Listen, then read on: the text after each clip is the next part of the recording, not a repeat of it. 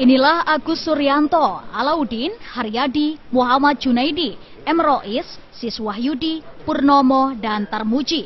8 oknum kepala desa di Kecamatan Gajah dan Kecamatan Guntur, Kabupaten Demak yang ditetapkan sebagai tersangka oleh Ditreskrimsus Polda Jawa Tengah dalam kasus jual beli jabatan perangkat desa pada ujian seleksi calon perangkat desa 2021. Mereka secara bersama-sama telah menjanjikan 16 peserta ujian seleksi calon perangkat desa lolos dengan menyetorkan sejumlah uang.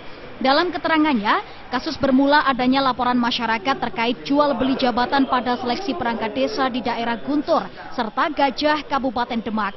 Setelah dilakukan penyelidikan, terungkap adanya tindak pidana korupsi secara sistematik yang dilakukan oleh oknum Kades bersama dengan panitia seleksi dari UIN Wali Songo Semarang. Pemberian dan penerimaan sejumlah uang pada saat pelaksanaan ujian seleksi calon perangkat desa di Kecamatan Gajah dan Kecamatan Guntur, Kabupaten Demak tahun 2021. Dengan memproses adalah yang saat ini adalah oknum 8 kepala desa yang bertugas berperan dia dan mencari peserta, kemudian dan juga dia menerima dan menyerahkan uang.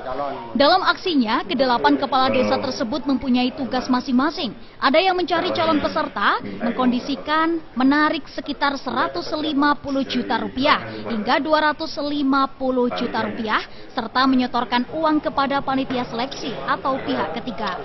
Dari 16 formasi, para tersangka berhasil mengumpulkan total uang sebesar 2,7 miliar rupiah.